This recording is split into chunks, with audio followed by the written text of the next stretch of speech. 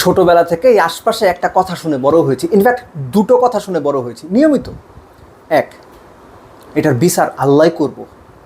Number two, আল্লাহ দেখব। এই দুটো কথা মানুষ কখন বলে জানেন? যখন তার আর ভরসা করার মতো কোনো জায়গা থাকে না। একজন মানুষ তার সমস্যায়, আপদে, বিপদে, যখন তার পরিবার, পরিজন, আত্মীয়, বন্ধু, প্রতিবেশী, সমাজ, রাষ্ট্র কেউ তার পাশে নাই, তখন সেই অসহায় মানুষটা না একটা জায়গাতেই ভরসা খোঁজে, উপরে। ওই যে এই কারণেই বলে আল্লাহ দেখব কিংবা আল্লাহ বিচার করব। এখন আপনি মিলাই দেখেন তো, আমি আপনি আমরাও কি সেই একই কাতারে না? আমাদের অবস্থাও কি এর চেয়ে বেটার কিছু? নাঈম হাসানের ইস্যুতে আসলে এই ঘটনা না তো, এই মানে বিষয়টার অবতরণ আমি করলাম। নাঈম জাতীয় দলের ক্রিকেটার, অভিযোগ আছে তাকে ঢাকা থেকে বাড়িতে মানে চট্টগ্রামে ফেরার সময় আইনশৃঙ্খলা বাহিনী হেনস্থা করেছে, তাকে গায়ে হাত তুলেছে, সহজ কথায় পিটিয়েছে।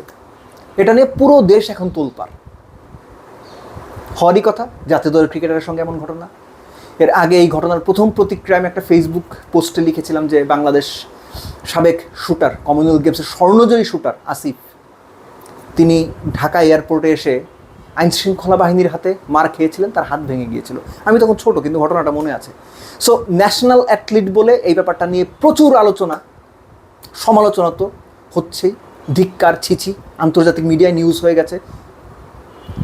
এই ঘটনা নাঈম না হলে, ধরেন আমি বা আপনি বা আপনার কোনো আত্মীয়, যারা আমরা একদম সাধারণ মানুষ, একদম সহজ কথা রাস্তার মানুষ, চুল নাই, চেরা নাই, ওরকম কোনো বলার মতো জায়গা নাই, পরিচয় নাই, টাকা নাই, পয়সা নাই, আপনার আমার ক্ষেত্রে এই ঘটনা ঘটলে কী হইতো? কে কথা বলতো? নাঈমের সঙ্গে যে ঘটনাটা ঘটেছে, এই ঘটনা কি আপনার কমন পড়তেছে না? নতুন মনে হচ্ছে? আমার কাছে কিন্তু মনে হচ্ছে না। এরকম ঘটনার অভিযোগ হর হামেশাই আমরা পেয়ে আসছি। যখন গণমাধ্যমে ফুল টাইম কাজ করতাম তখন দেখতাম, শুনতাম, এখনও দেখি, শুনি, পড়ি। কিন্তু সেগুলোর কয়টাতে প্রকৃত অপরাধীকে খুঁজে বের করা হয় কিংবা বিচার করা হয়? হয়েছে কয়টা? হয়েছে। এটাই হচ্ছে বাংলাদেশ রাষ্ট্র, what the country offers to its citizens.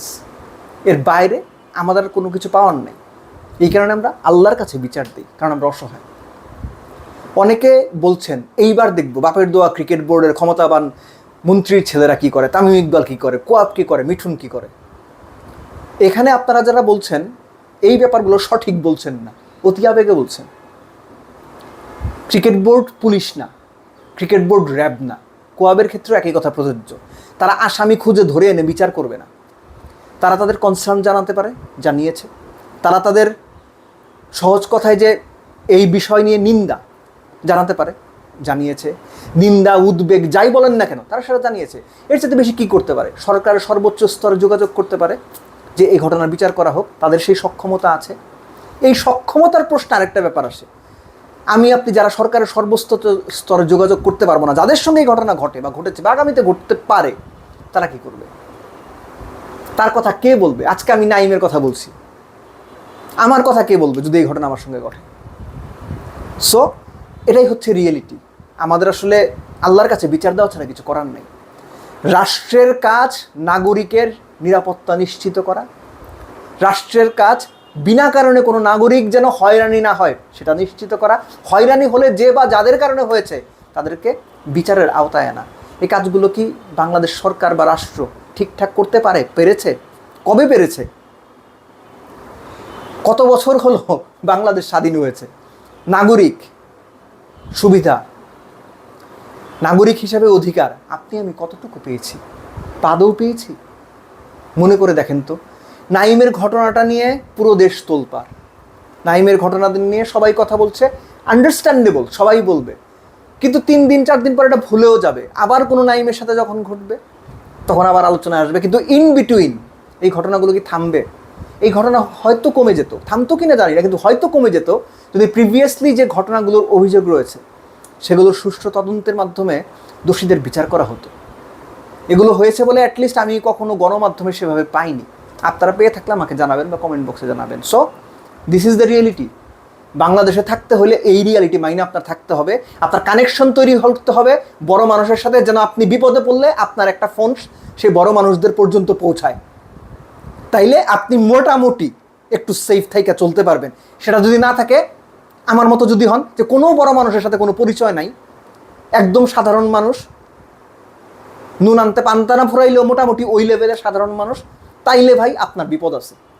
চেষ্টা করেন বড় বড় মানুষের সঙ্গে যেন কানেকশনটা মেনটেন করা যায়। অ্যাটলিস্ট বিপদে পড়লে কাউকে যেন একটা ফোন দিয়ে বলতে পারেন যে ভাই, আঙ্কেল, মামা, চাচা, খালু, আমি বিপদে পড়ছি, হেল্পটা যেন পান। নইলে আপনার জন্য, আমার জন্য, আপনি, আমি, আমাদের মতো যারা আছে, আমাদের জন্য সমূহ বিপদ আগেও ছিল, এখনো আছে, আর ভবিষ্যৎ আপনিও বুঝতেছেন, আমিও বুঝতেছি।